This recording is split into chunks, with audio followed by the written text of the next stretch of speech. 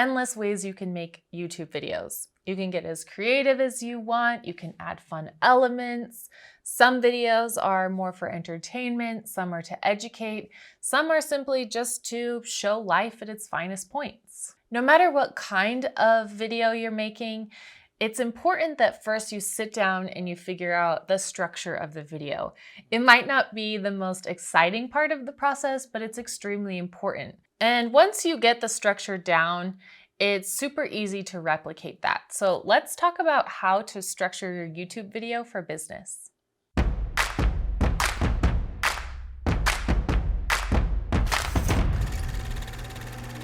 Quick disclaimer, this video specifically is going to be talking about structuring your video for a business type of video. If you're using this as a marketing tool, as a lead generator, we do have another video that goes into detail of how you can structure any type of YouTube video, and you can check that out here. All videos are essentially structured the same. It's just basic storytelling, right? You have your intro, you have your hook, you have your content, and you have your ending. If you're wanting to use the video for your business purposes, then there's some other key elements that you want to make sure you include. First, you're going to want to do your intro. It's got to be something that's going to hook them, give them a reason to stick around and watch. The next part of the video, you have a couple of different options. You can do content hooks where you're going to give them an idea of exactly what they're going to get in the video.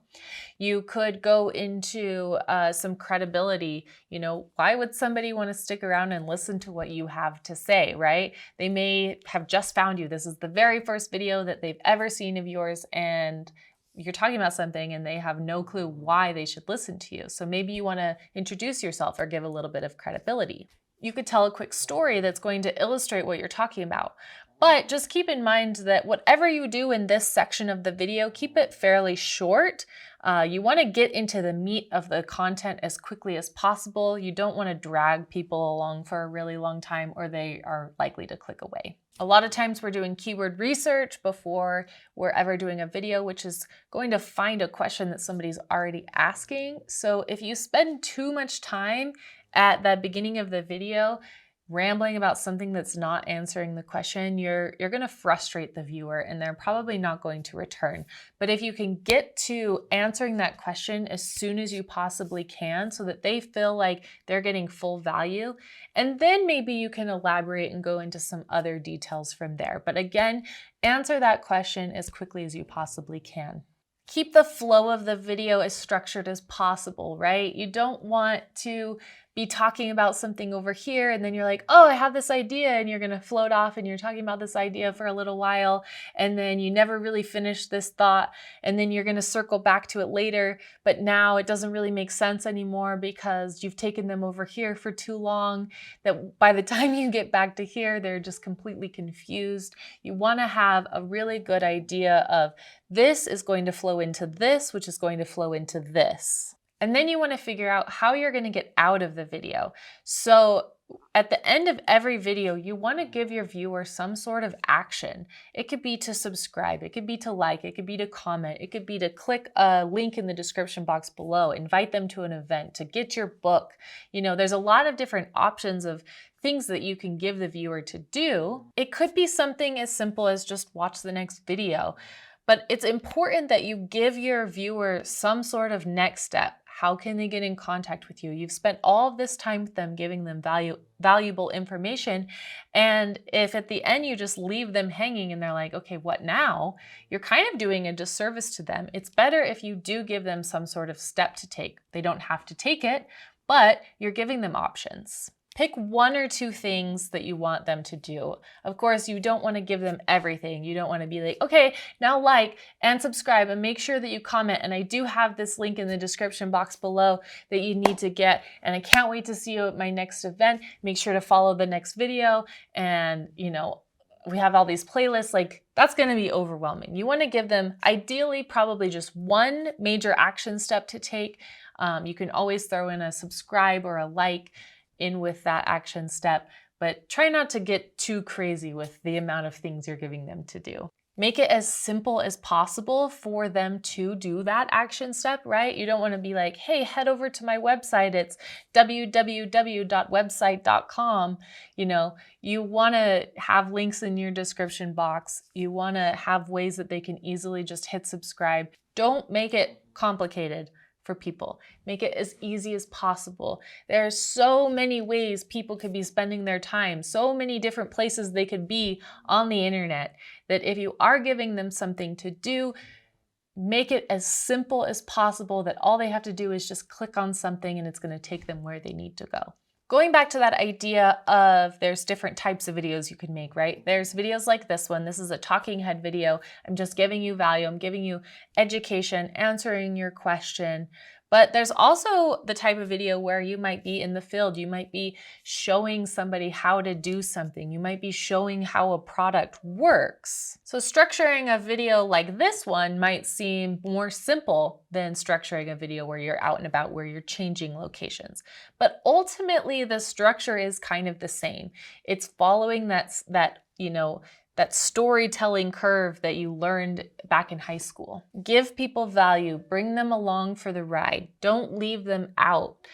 Bring the viewer in any opportunity you have. If you're showing them how your product works, maybe you're showing the process, you're going through it, and then you step away for a second, you come to the camera and you talk directly to them. Let's say I'm making an editing video, for example, right? I might be using my computer, I might be screen recording, and I'm going to the computer and I'm like, this is the step you're going to take, blah, blah, blah, blah, blah. This is why we take that step. This is why we're going to do that. And this is how it works. And here are some ideas. Okay, we're back at the computer and I'm showing you specifically. You can do the same thing. Keep that same thing in mind in the field. You're showing or you're entertaining. You're like, look how much fun we're having here at the water park. Okay, by the way, did you know? So you can find different ways to bring people back into the conversation so that the viewer doesn't feel left out.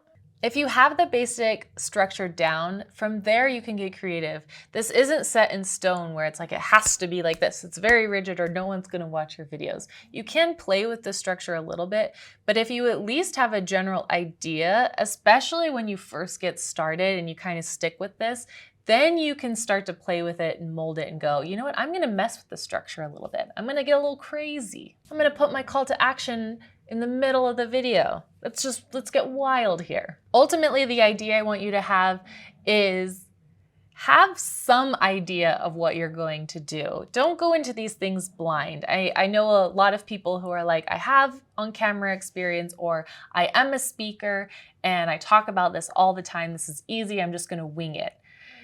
And you can do that, I guess, but I don't suggest it, because I find a lot of times when people do that, you get to the end of the video and you're like, I'm a little lost, or I don't know that you really told me anything. I don't know that I'm walking away from this video feeling like I got any value.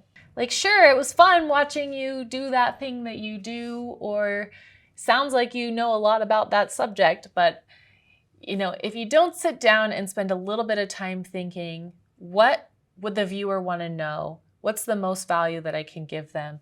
Then there's a good chance that if you just ramble a bunch of things out thinking like, oh, I got this, then, you might not really give much at all. Especially if you're filming a lot of content in one day. We talk a lot about bulk filming, and you might be able to do that for video 1, but by the time you're on video 10, you're going to be like, I don't remember what I said earlier. I don't remember what I haven't said. So my brain's a little scrambled. You want to be able to just show up on the day of filming, be able to be talent, deliver the best content you possibly have. You don't want to be thinking about, well, how's all this going to come together? So don't overthink it, but sit down and spend a little bit of time thinking about the structure of your videos before you start filming. We have a lot more videos just like this one, so make sure that you subscribe. We are your video allies. You have got this. We've got your back, and we can't wait to see what kind of content you create.